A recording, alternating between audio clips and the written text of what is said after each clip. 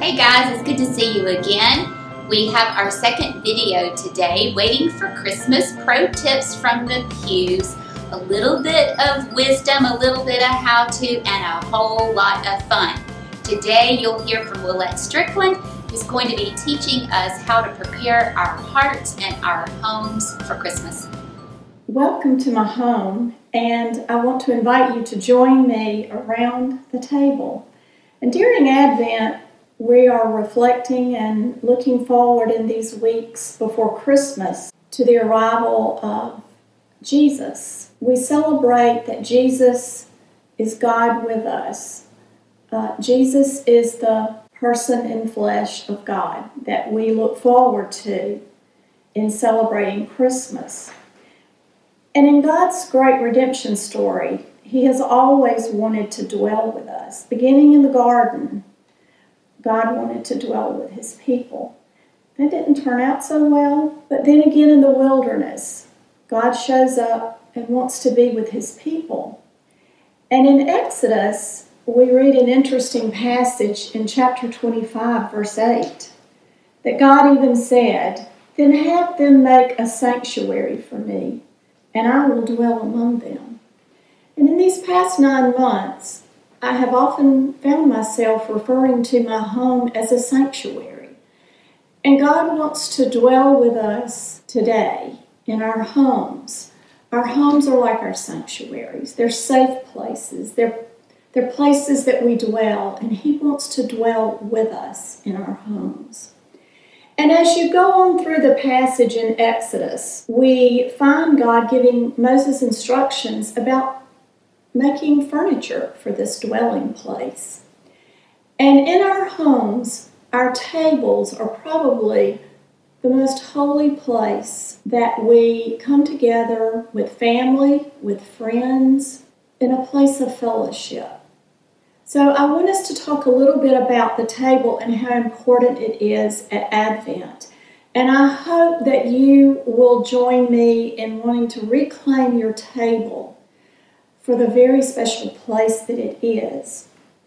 If you go on and read in Exodus, after God gave Moses instructions to build the Ark of the Covenant, the second piece of furniture that He instructed to be built was a table. And that is the first mention of a table in the Bible. It's certainly not the last. There are many tables in the Bible, and we don't have time to talk about that. But this very first table was the second piece of furniture. So it was very important, very special.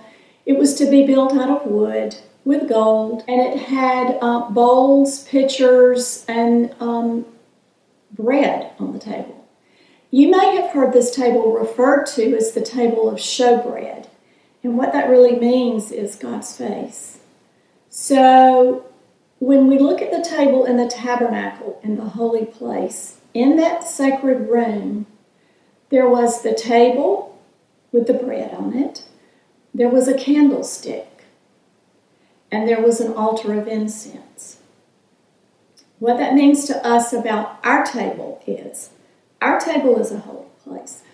We look face to face at people when we're in fellowship at the table.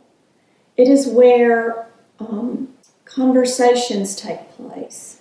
It's where healing takes place. And just like at our tables, I have a light over my table, or we put candles on our tables, or light somewhere around on the table. And that represents, as in that holy place, illumination. And we often seek God's wisdom and His presence and His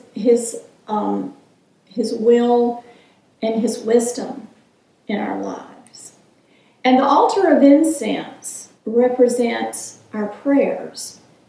And around the table, we say prayers. We praise God. We thank God. We petition God. And those prayers, just like Thad referred to in his sermon, those prayers rise to the throne, and Jesus intercedes for us. So there you have, in a capsule, in the holy place of the tabernacle, you had a table, you had a lampstand, and you had an altar of incense.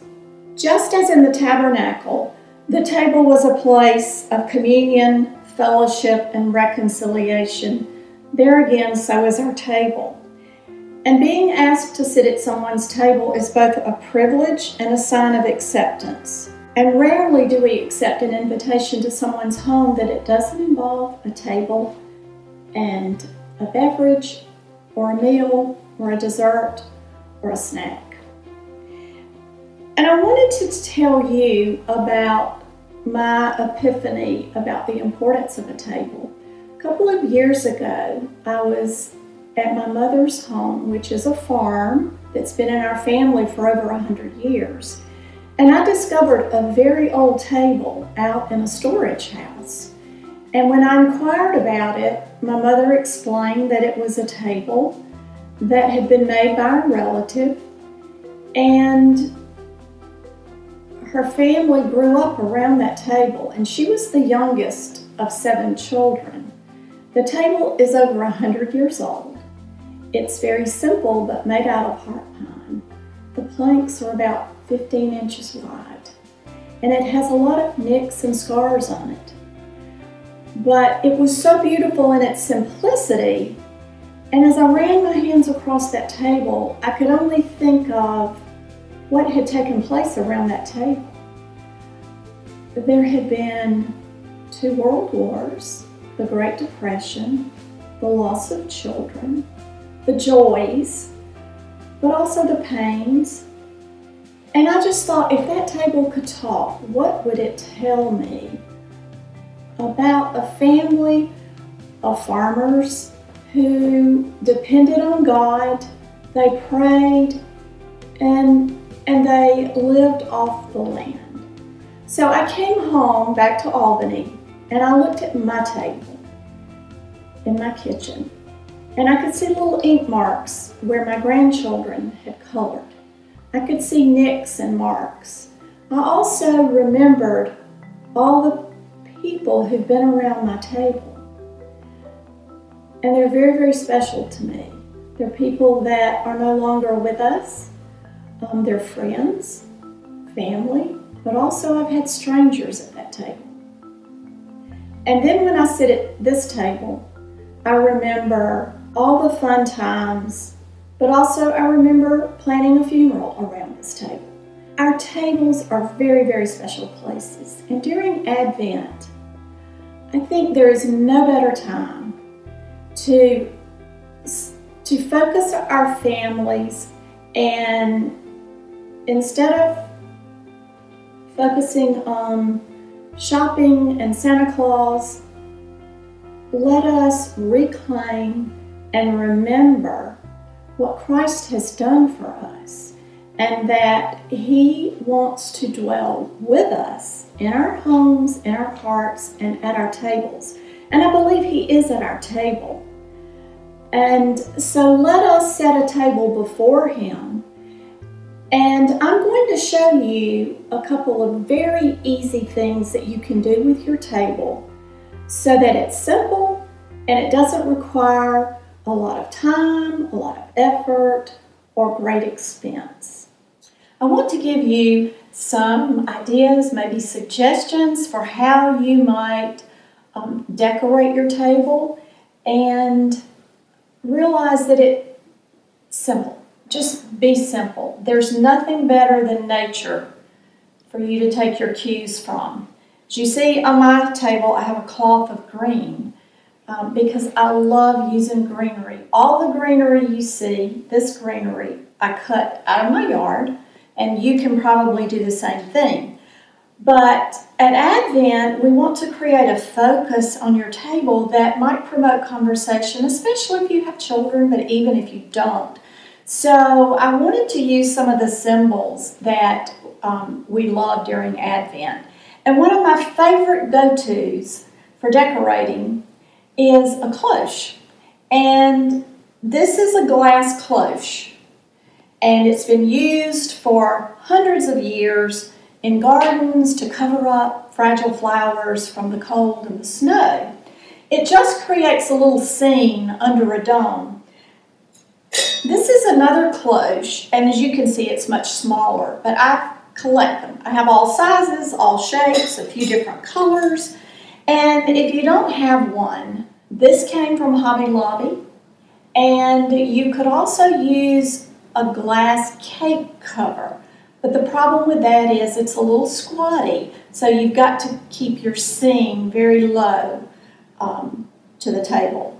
This allows you the space to create a little table scape in it. So what I'm going to do is use just 3 nativity pieces. These pieces are very special to me because we bought these in Bethlehem. And you probably have special pieces that you can pull from, but you want to keep them small and you want to elevate them on something, whether it's a wooden candle holder or this little piece. And instead of creating my own green ring, I wanted something to fit underneath the cloche. This came from Hobby Lobby. It looks very realistic, but it's very inexpensive. So I'm going to put my greenery down. I'm going to put my elevation here. I'll put my nativity pieces.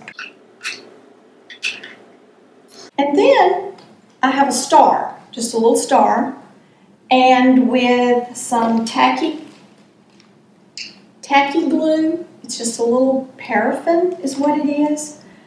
You turn the cloche over and get your star lodged at the top of your cloche. If you want to add a little bird, I love birds. I love decorating with birds at all holidays, but especially at Christmas. And when we were in the Shepherdsfield Chapel, I was delighted. One of the murals in that chapel has the nativity scene, and if you look below the manger, there's several little birds. And so that gave me the go-ahead to use a bird. I love having little birds around. So then you're going to take twinkle lights. These are star twinkle lights. And what I'm going to do is put the light up in my cloche. For my dining table, I will hide this case with some greenery. But I think you can see it creates a little scene, so it gives you plenty to talk about. Then to complement that, you can add greenery or flowers. And I'll show you some things I like. These came from Lowe's. They're just little furs. And I adore mercury glass, and I use it a lot. These are mercury glass candle votive holders. So you can put your greenery around, add in different shades of green. This came from Hobby Lobby. You can also create little vases of flowers to put around on your table. During Advent and Christmas, I love using colors other than red. Our Advent colors originally were purple, pink, and white. Now in our church we use blue and white. But I love a little pink at Christmas. So this is sort of an amethyst color little vase. You want to keep things small. And your flower vases don't have to be anything expensive. This is a wee yogurt jar. So just tie a little raffia around it, and you can use it for a votive, or you can use it for a vase. This is another vase that I've used pink and a hydrangea out of my yard. It's a little basil from my yard, and 2 little mums. Let me say this about mums. I love using mums. They're very inexpensive. These came from Publix, and for $4 you can get a very nice bunch of mums, and they last for weeks. One of my favorites is white. I love using white on Christmas, and I think you can see these mums have a little green in the center, and there again, all of this greenery is from my yard, and I've pulled and used a blue vase. So think outside the box with colors. If you don't have a large cloche and you want to use something small, You can use, if your table is real small, just find you a base to put your ornament on. And this is an ornament. It's just a little nativity ornament. And look for you a glass cover. You can add lights or not. You can have lights inside and all around. One last idea that we did at the women's retreat last year and everybody loved was just using greenery to make a centerpiece that will last for weeks. This centerpiece will probably last you a month if you keep the oasis moist. All you do, block of oasis, and you're going to soak it in water. Then you're going to tape it to just a little plastic plate from the grocery store. Very simple. Then you're going to cut your greenery and just take your greenery and stuff it in the oasis. And what you've done is you've created a ring of greenery that then it works nicely at your table. And then use different objects in the center.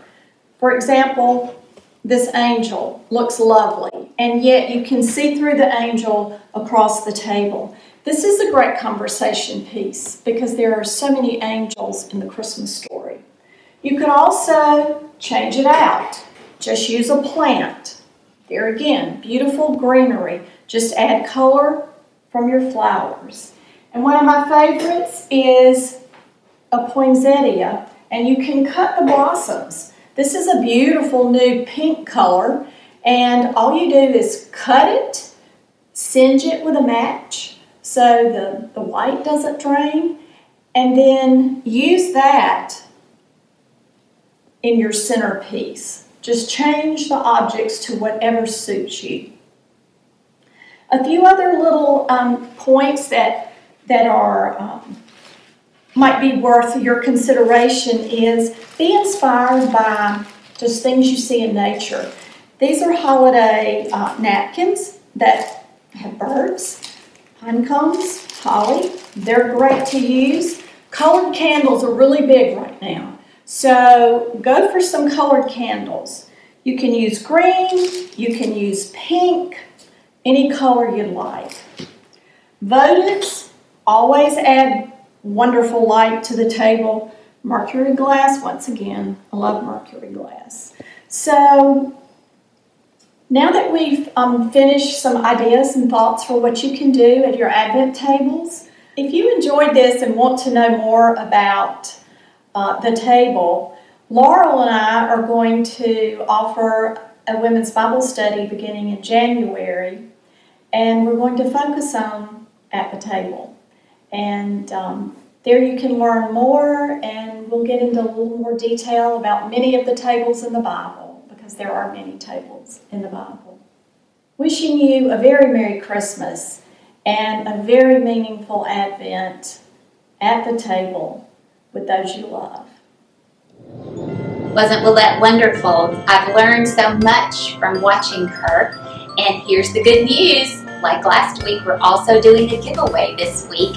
This time, what we're doing is offering you all the package to make the beautiful table arrangement that she demonstrated for us. So you get all the pieces to be able to put it together according to the way you want it to look in your own home. And then as a second giveaway, we also have a little goodie bag that Willette has put together for us of some really sweet Christmas napkins and another little nativity scene.